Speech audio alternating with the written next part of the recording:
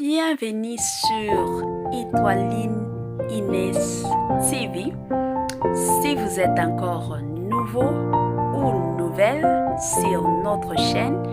n'hésitez pas de vous abonner massivement, aimer nos vidéos, commenter et partager. Chez Étoiline Inès TV, c'est la qualité, la différence et la vérité. Libala, finalement, faveur mon coco fiancé, légalement fiancé. Donc, mokili mobimba lelo eye koyeba ke faveur mon coco a commis fiancé bande konanga. Esengo te, makambo bongo, En tout cas, esala ngabunyu kutu na motema, esala kitoko, surtout comme on a bana nzambe bazo bala bongo bande konanga, esala ka kitoko. Et ça la kitoko, et ça la vraiment fierté surtout na bande kona biso oyo ba yembela nzambe ba chrétien surtout boyende to lingaka bande konanga. Salut cher Bouchou, salut cher abonnés, salut cher connaissances, salut surtout les amis de Étoiline Inès TV. J'espère que vous allez bien. Quant à moi, je suis bel et bien, super bien, par la grâce de Dieu. Chers Bouchou, chers abonnés et chers connaissances, lelo na memeli bino sœur faveur mon coco. Et pourquoi pas le frère Jonathan Musala Nzambe, adorateur moko ya tongo. Bande konanga nini ezoleka? Après ba fiançailles na bango, kandenge botangi titre na biso, makambo nini ezoleka? Bande konanga comme d'habitude, avant to kota na moi profondeur ya makambo na biso ya lelo, ya moi analyse na biso ya lelo, et kozala bien na nous na sensibiliser batu oyo nyonso to. Si c'est la toute première fois ya ko visiter chaîne na biso, chaîne moko ya kitoko, chaîne ya bana nzambe, chaîne moko ya ba analyse pas possible, je vous prierai surtout de vous abonner massivement. Abonnez-vous. Cliquez aussi sur la cloche de notification pour surtout recevoir les nouveautés de notre chaîne. Aimez la vidéo, la famille, commentez et partagez. Et kosala biso oyo penza tolobaka na biso chaque jour tokos makasi. Bande konanga kandenge na lobaka nanga chaque jour, en tout cas Étoiline Inès TV alingaka soki osala émission bongo to soki bozolandaka ye bozwana nu bakiti bande konanga bovanda.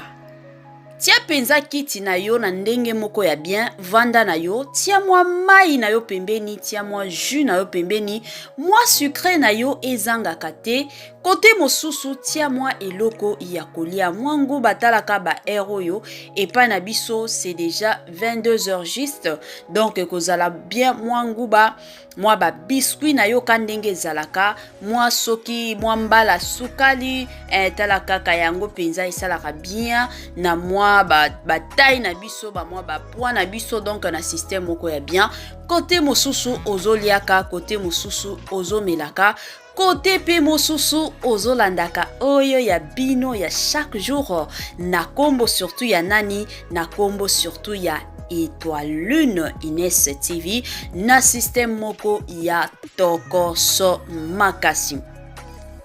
Bande konanga libala nde libala.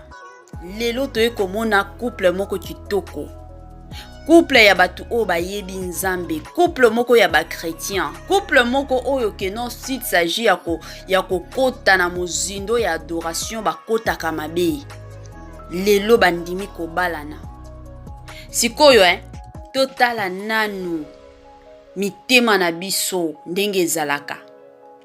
Bandeko photo o na tie likolo ya miniature na biso. Eza photo moko sœur faveur mokoko ye moko abimisaki yango sur les réseaux sociaux. Eza réalité oyo e salemaki na vie na ye bandeko nanga, ayaki kosala témoignage ya makambo oyo avivra. Kandenge boyebi na communauté na biso, eza communauté moko basepelaka penza na bolamwa mutu basepelaka penza soki mutu aza na ye bien azosepelaka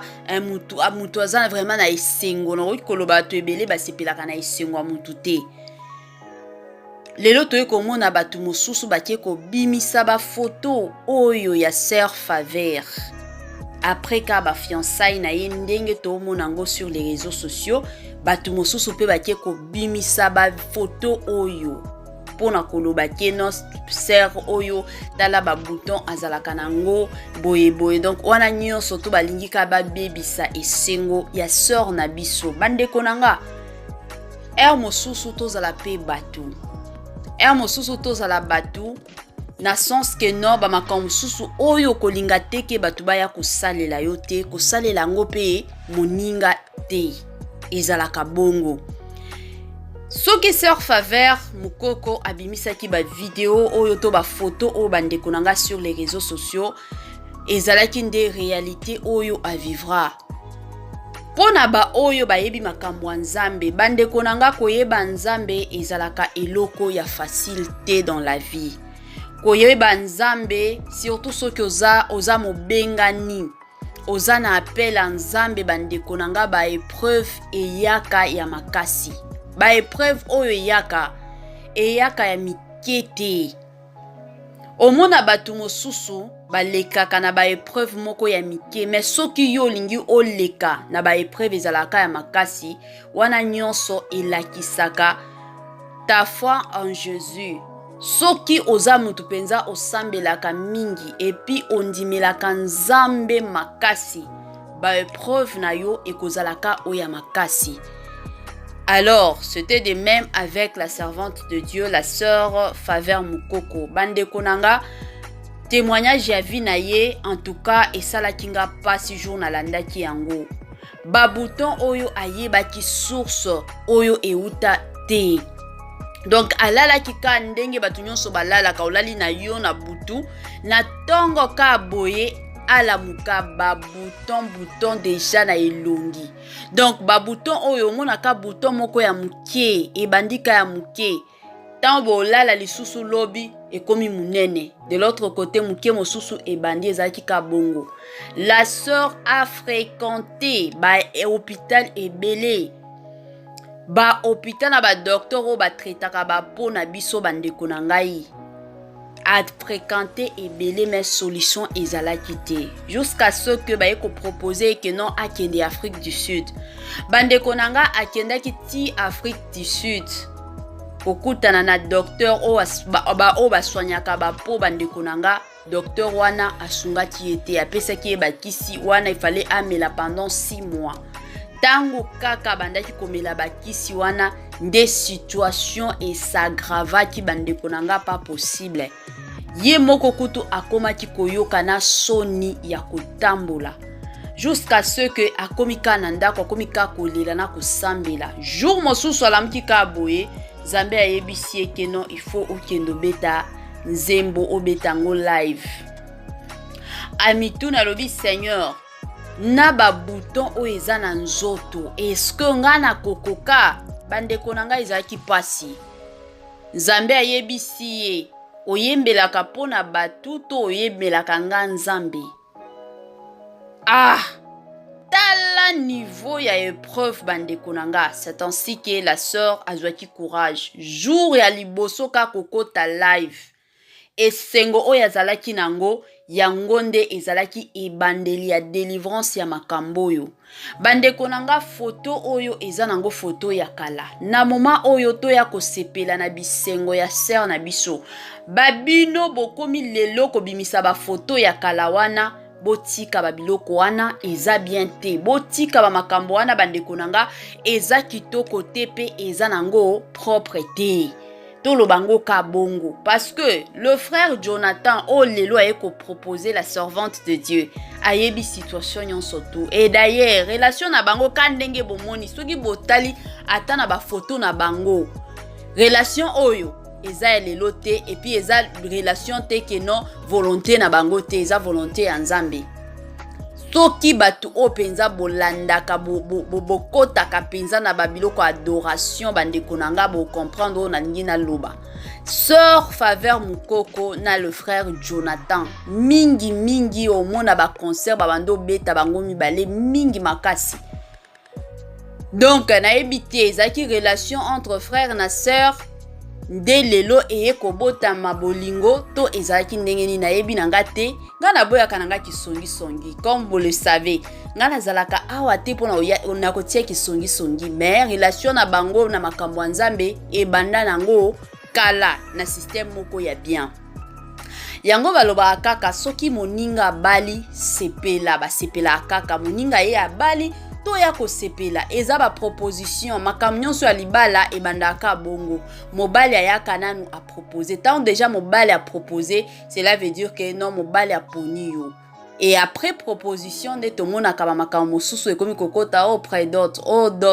oh nini coutumier oh religieux oh civil donc civil o ba makamnyon so kandenge etambolaka makamnyon so ebandaka malembe donc izalaka mwa bongo bande konanga na profiter na pesa mwa toli kandenge ezalaka na chaîne na biso soki tozui mwa remarque surtout soki bato ba pesi biso remarque en tout cas tolala kanango te na préféraka vraiment na ya to partager na bande kona biso mosusu surtout ba oyo balela Étoiline Ines TV na système ya kitoko nga na chaîne oyo na finga ka bato te kandenge boyebi nazalaka awa teke pona koya ko finga batu to koya ko minimiser batu te biso to yaka awa to pesi analyse to pesi information na biso to sali pe moi toli kandenge ezalaka tala kaka toza bana Nzambe et surtout monde alelo ebonga kaka na batoli pour que to améliorer na makambo susu oyo to bandaki ko sala te sikoyo toli na biso ya lelo eza que eza na ba papa moko babenga ngai yango bayebisaki nga ba makambo kandenge ezalaka alors na lobaki na ba papa wana ke non na oleka vraiment na émission na lancer ba message wana kandenge ezalaka ba papa ebele bazo se plaindre pour na ba maman ba papa ebele balobi que ba mama ebele bazo mitika makasi bandeko nanga surtout na tongo bomona ba mama mosusu azokenda kotika bana alati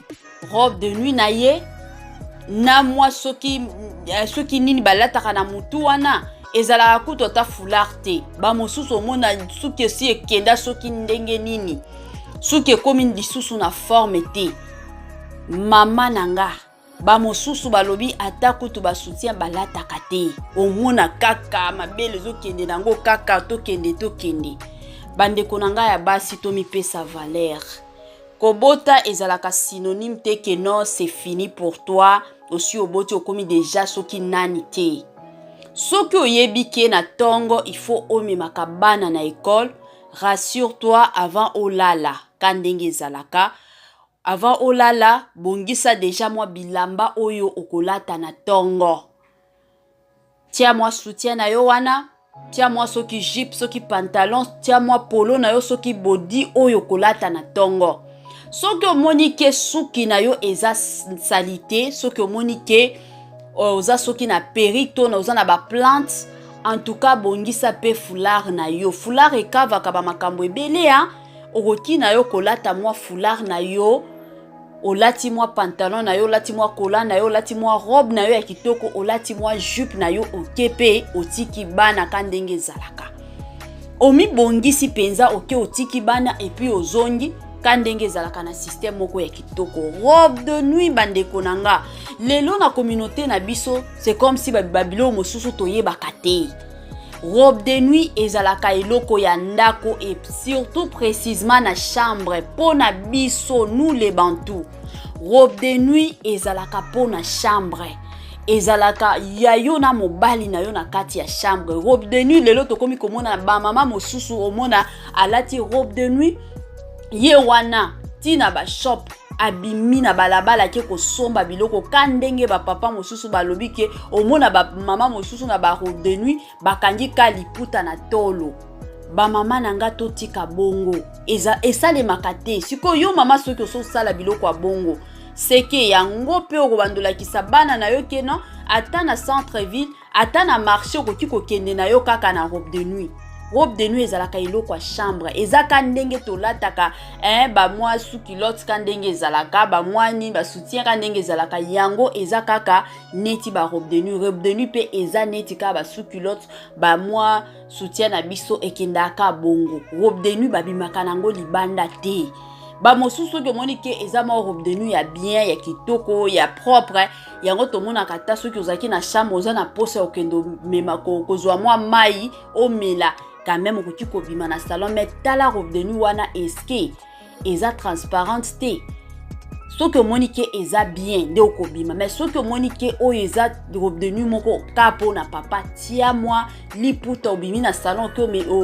ozwi mai na yo omeli epuis ozongi ezalaka bongo bamama tomipesa kilo bamama tomipesa respect na système moko ya kitoko bamakambo oyo na bando oyoka yango depuis kala avant ta kutu na fongola chaîne ya Étoile Nines TV na yoka bamakambo oyo kala bamama ebele babando se plaindre na bapapa mais ton chaîne pe ekoya kande totiaka ba numéro bapapa ebele bakomi ko se plaindre eza lisusu propre te bamama nanga côté wana tobongisa talaka biso basi ya lelo donc génération ya tour oyo nde likambo tobongisa na côté wana donc déjà na butu ya lelo bongisaka elamba oyo kolata lobi na tongo avant okendo tika bana na système moko ya tokos makasi bandeko nanga sœur na biso Faveur Mukoko lelo engagé donc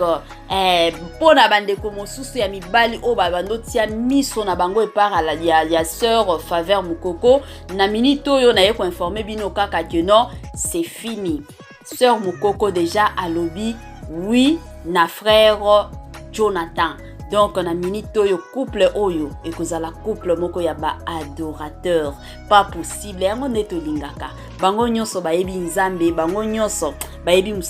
misala nzambe ndenge kendaka donc ekozala couple moko tokos makasi cher Bouchou cher abonné et cher connaissance kandenge boyebi makambo kitoko eumelaka nango te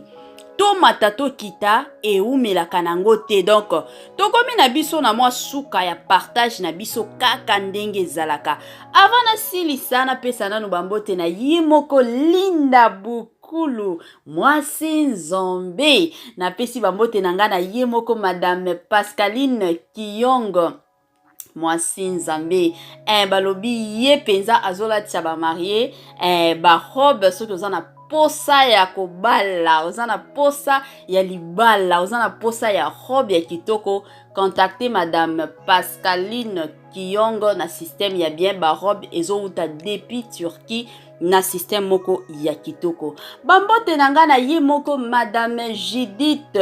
Diampovisa depuis France na pesio bambote esika nyonso zolandanga bambote nanga na Mama Vicky Mbonzo depuis Sénégal bambote nanga na Mama Germaine depuis États-Unis bambote nanga na yemoko Mama Vicky depuis États-Unis bambote na Mama Christine Lonongo depuis quelque part wana na ope sabino bambote na balandi nyonso ya Étoile Nines TV na système moko ya kitoko na lingi bino na lela bino fort na système moko ya bien bo salelanga ba partage ba commentaire na bino ba j'aime na bino ekosalanga kitoko kitoko mingi makasi. Cher Bouchou, bye bye